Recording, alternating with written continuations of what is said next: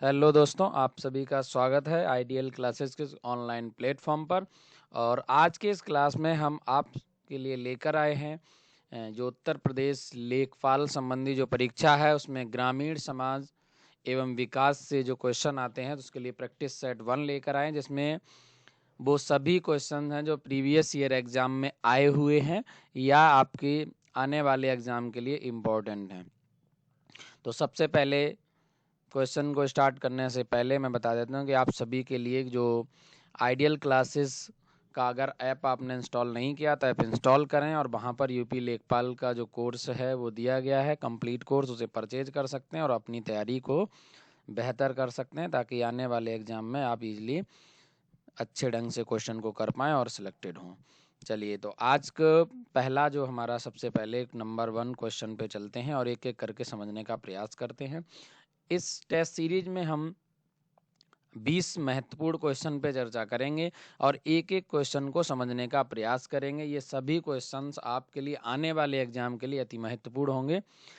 पहला क्वेश्चन है कि एक बिस्सा का एक बीघा से क्या अनुपात होता है। देखो यहाँ पर ये जो बिस्सा है और ये बीघा है, ये सारी के सारी जो भूमि मापन की इकाइयां हैं। चूंकि आप यूपी लेखपाल का एग्जाम देने जा रहे हैं तो आप सभी को पता होगा ग्रामीण समाज यानी जो भूमि का मापन किया जाता है तो उसमें एकड़, हेक्टेयर, बीघा, बिस्सा, ये सब चीज़ें आती हैं।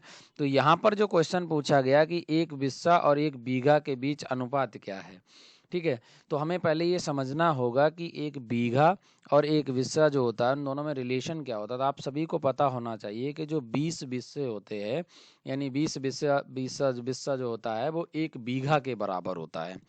तो अगर हम एक बिस्सा और एक बीघा का रिलेशन निकालेंगे तो आपका जो राइट आंसर होगा ना तो वो आधा होगा, ना एक चौथाई, ना 1/10वां। इसका जो राइट आंसर होगा वो होगा 1/20वां भाग। यानी ये जो क्वेश्चन डी है, ठीक है, डी जो है वो इसका क्या होगा, राइट आंसर होगा।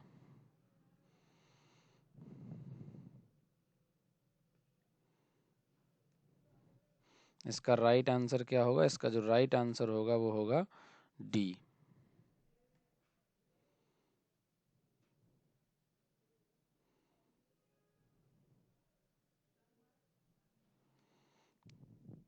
क्या प्रॉब्लम आ रही है ये?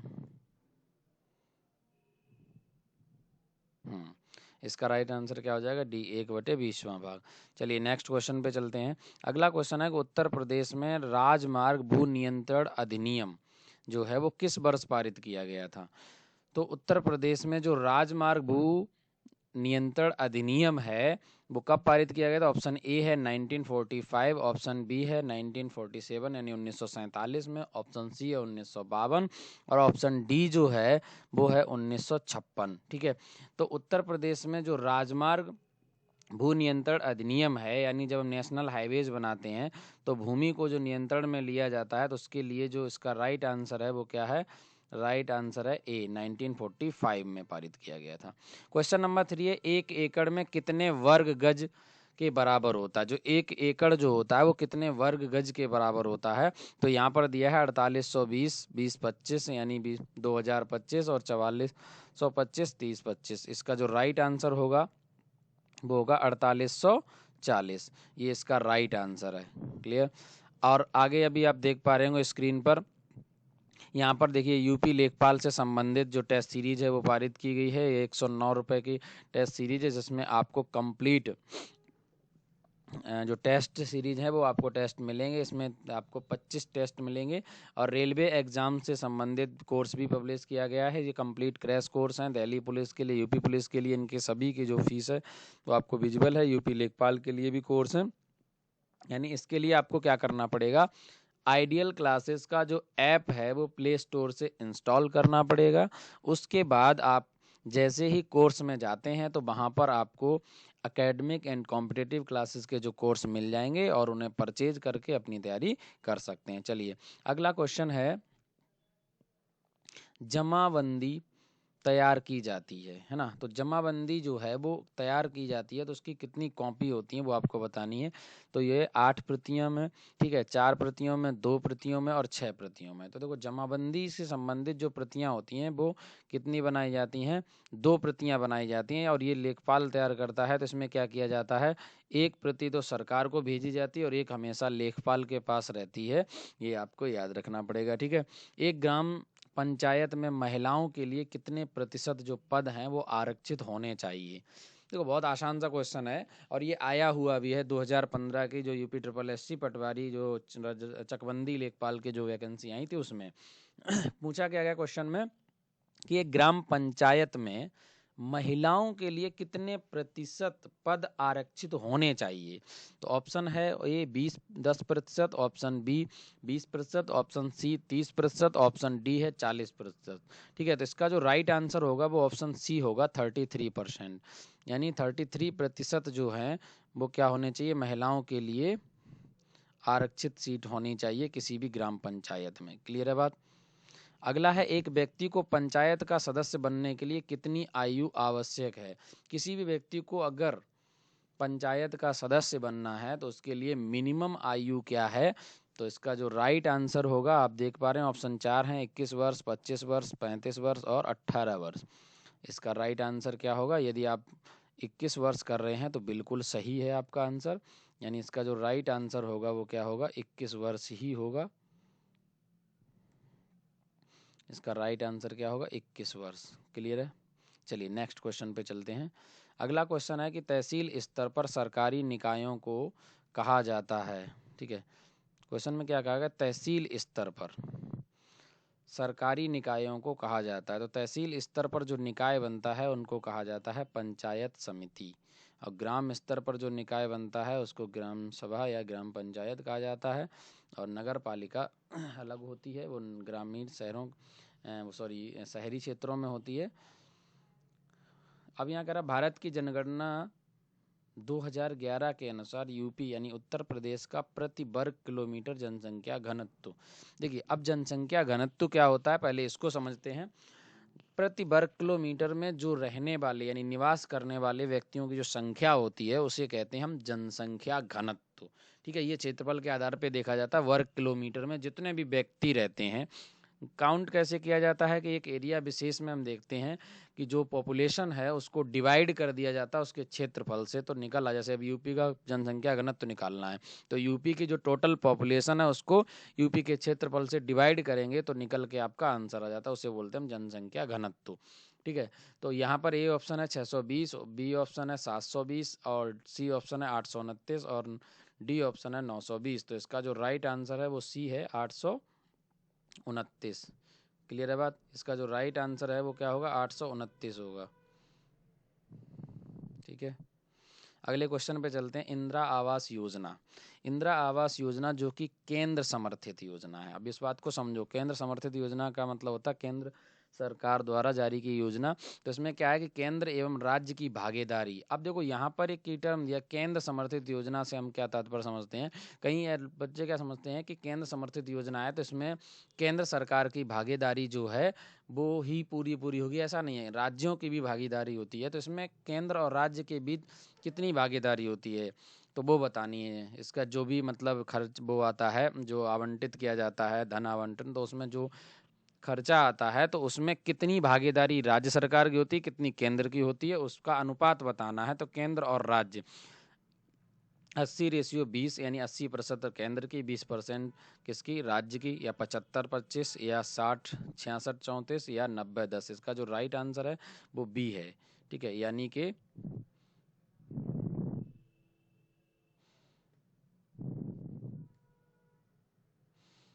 इसका राइट आंसर क्या होगा, बी होगा 75। जरा मैं इसको सही करता हूँ थोड़ा सा।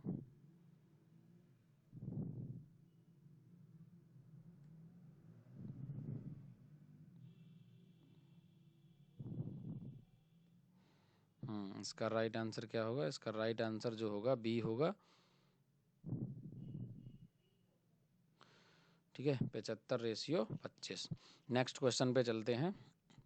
मिड डे मील प्रोग्राम के अंतर्गत जो दोपहर का भोजन होता है उसको परसने और पकाने और उपभोग करने की जांच के लिए मतलब क्या है कि आवृत्ति कितनी होनी चाहिए, साथ कितने समय बाद उसकी जांच की जानी चाहिए। क्वेश्चन नंबर 10 है। तो इसमें ए ऑप्शन है आपका साप्ताहिक जांच होनी चाहिए, ठीक है। ऑप्शन बी है पाक्षिक होनी चाहिए, दैनिक या त्रैमासिक। तो इसका राइट जो आंसर होगा वो क्या होगा, सी होगा, दैनिक जांच होनी चाहिए इसकी, ठीक है। अगला है भारत में रजत क्रांति किससे संबंधित है। देखो जी, ये एग्रीकल्चर का एक क्वेश्चन आ गया, क्योंकि ये चकबंदी लेखपाल का चैप्टर है। तो ग्रामीण समाज एवं विकास में एग्रीकल्चर भी टॉपिक आता है, उससे संबंध क्रांति में आती है। और हमने पढ़ाया भी आपको जो रजत क्रांति है वो किससे संबंधित है। तो इसकी रजत क्रांति जो संबंधित है वो अंडा एवं चिकन से संबंधित है। अगर आप लोगों ने सही से पढ़ा होगा तो आप समझ पा रहे होंगे। अगला है भू कृषि रिकॉर्ड कौन सा है। देखो यहाँ पर गिरदावरी, पंचनामा, जमाबंदी, खतौनी।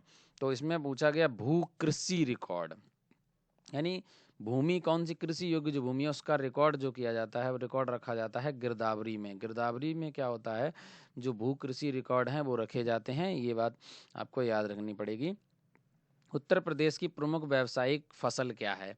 अब देखो यहाँ पर ये फसल गेहूं, मक्का, गन्ना, चावल ये सब यूपी में उगाई जाती हैं, लेकिन कंडीशन क्या लगा रखी है कि व्यावसायिक फसल, ठीक है। तो व्यापारिक फसल जो अगर बात की जाए तो उत्तर प्रदेश की व्यापारिक फसल क्या है, गन्ना है, ठीक है। उत्तर प्रदेश निम्नलिखित में से किन फसल समूहों में प्रथम स्थान पर है। आपको ये बताना है यूपी जो है वो निम्न में से कौन सी फसल में क्या है, प्रथम स्थान पर है। देखो ऑप्शन आपको सामने 4 दे रखे हैं, मैं आपको बता देता हूँ कि उत्तर प्रदेश जो है वो गेहूं, गन्ना, उड़द, जौ, आलू, इन सभी में क्या है, 5 में उत्तर प्रदेश टॉप पर है। और यहाँ तक कि जो दुग्ध उत्पादन में भी यूपी नंबर 1 पर है, ठीक है। तो इस क्वेश्चन में पहला ऑप्शन जो है वो है गेहूं, जौ, टमाटर। देखो टमाटर नहीं आएगा इसमें, तो ये ऑप्शन गलत हो जाएगा। अगला है गेहूं, जौ, आलू, यानी ये ऑप्शन सही है। ऑप्शन बी जो है वो एकदम करेक्ट है। इन चारों में जो है उत्तर प्रदेश टॉप पर है। इसमें देखो मक्का दिया, मक्के में नहीं है। अरहर एक नया दे दिया, इसमें अरहर नहीं है। तो ये एलिमिनेशन के द्वारा आपको समझना है, इसका जो आंसर राइट आंसर होगा वो गेहूं, जौ, आलू और गन्ना होगा। यानी यूपी जो है इन चारों में क्या है, प्रथम स्थान पर है, सबसे ज्यादा उत्पादन करता है। क्वेश्चन नंबर 15 देखते हैं। अब क्वेश्चन नंबर 15 में देखो क्या कहा गया है कि गेहूं की जो फसल है, गेहूं में आपको बताना है कि कितने प्रतिशत जो है प्रोटीन होता है। तो ए ऑप्शन है 45%। अब गेहूं में प्रोटीन तो होता ही है, आपको बताना कितने परसेंट होता है, ठीक है। बी ऑप्शन है 25%, सी ऑप्शन है 12%। इसका जो राइट आंसर होगा 12% होगा, ठीक है। यानी गेहूं के अंदर 12% जो है वो क्या होता है, प्रोटीन होता है। अगला है मिट्टी का कटाव सर्वाधिक किस प्रकार की मिट्टी में होता है। देखो यहाँ पर दिया है सिल्टी, यहाँ पे साल्टी में करो या सिल्टी मिट्टी। दूसरा है मटियार, दोमट मिट्टी और बलुई मिट्टी, ठीक है। यानी ये आपको क्या कर रखे हैं, सिल्ट और सैंड एंड लोमी तीनों टाइप की जो मिट्टी हैं वो दे रखी हैं। इनमें से पूछा गया इनमें से कटाव जो है वो सर्वाधिक किस प्रकार की मिट्टी का होता है। इन तीनों प्रकार की मिट्टियों का कटाव जो होता है वो सर्वाधिक होता है। तो ये आंसर इसका क्या होगा, ये सभी। अगला है यूपी का राजकीय पशु कौन सा है। तो आई थिंक इसको डिटेल में बताने की जरूरत तो है नहीं, आप सभी को पता कि यूपी का जो राजकीय पशु है वो कौन सा है, बारहसिंगा है, ठीक है। बारहसिंगा जो है वो यूपी का क्या है, राजकीय पशु है। क्वेश्चन नंबर 18 पे चलते हैं कि भारत में फसल बीमा योजना का शुभारंभ कब किया गया था। देखो इंपॉर्टेंट क्वेश्चन है, फसल बीमा योजना वो भी भारत में पूछी गई। तो 1947 ए ऑप्शन है, 1967 बी ऑप्शन और सी है 1985 एंड 1999।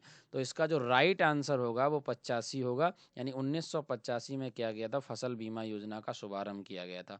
अगला क्वेश्चन नंबर 19 पे चलते हैं।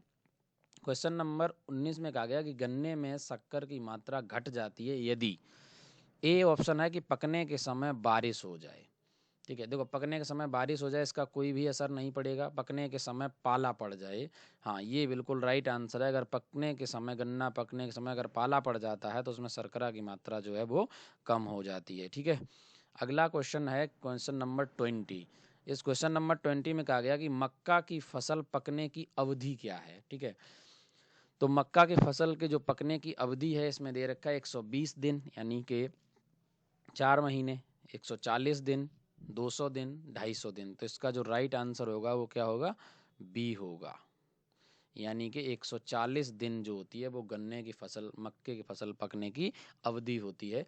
और अगेन फिर से एक बार बता देता हूँ कि आप सभी के लिए आइडियल क्लासेस के जो ऐप है उस पर कोर्स पब्लिश किए गए हैं, आप उन कोर्स को परचेज कर सकते हैं और अपनी तैयारी को बेहतर कर सकते हैं। ठीक है, अगर यूपी लेखपाल की तैयारी कर रहे हैं या आप आरआरबी एनटीपीसी स्टेज 2 के लिए प्रिपरेशन कर रहे हैं तो वो दे रखा है। इसके अलावा अगर आप स्पेशल ग्रामीण समाज एवं विकास को पढ़ना चाहते हैं उसका कोर्स भी दे दिया गया है आपको, और कोई भी अलग अलग सब्जेक्ट वाइज अगर तैयारी करना चाहते हैं तो वो भी आपको मिल जाएगा। तो आज की क्लास में आज का जो ये टेस्ट है आप लोग कमेंट करके ज़रूर बताएं कि आपने कितने क्वेश्चन जो हैं वो आपके सही गए हैं, जो आपको पहले से आंसर पता थे, और कितने सही गए। ठीक है, तो आज की क्लास में बस इतना ही। Thank you for watching this. I think आप सभी लोग बेहतर ढंग से तैयारी कर रहे होंगे। ठीक है, okay, bye bye, have a nice day, thank you.